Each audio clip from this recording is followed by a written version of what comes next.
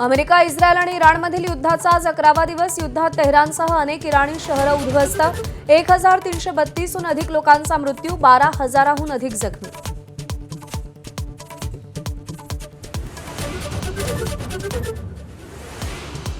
युद्धाबाबत Trump यांचं मोठं वक्तव्य. युद्ध लवकरच थांबण्याचा सूतोवाच केला.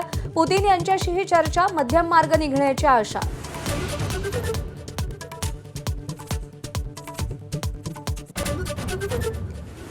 गॅस तुटवड्याचा औद्योगिक क्षेत्रावर गंभीर संकट. संभाजीनगर, पिंपरी चिंचवड, कोल्हापुरात अनेक कारखान्यांना फटका. ऑटो, फार्मा, पोलाद उद्योग अडचणीत. उत्पादन ठप्प होण्याची भीती.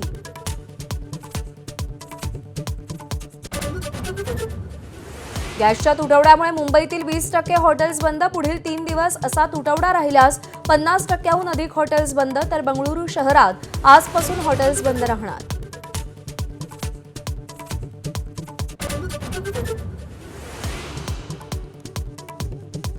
वाढती महागाई आणि इंधनाच्या कमतरतेमुळे पाकिस्तान सरकारचा मोठा निर्णय. सरकारी वाहनांना मिळणाऱ्या इंधनात 50% कपात. सरकारी शाळांना 2 आठवड्यांची सुट्टी. सरकारी अधिकाऱ्यांचा 2 दिवसांचा पगार कापला.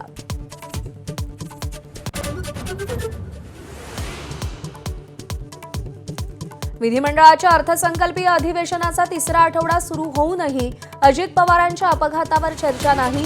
विविध आयुधांचा वापर करूनही अध्यक्ष आणि सभापतींकडून चर्चेची परवानगी नाही. सरकारच्या भूमिकेवर संशय. रोहित पवारांच्या दिल्लीत भेटीगाठी. आज राहुल गांधींची भेट घेणार. अजित पवारांच्या विमान अपघाताप्रकरणी रोहित पवारांना शंका.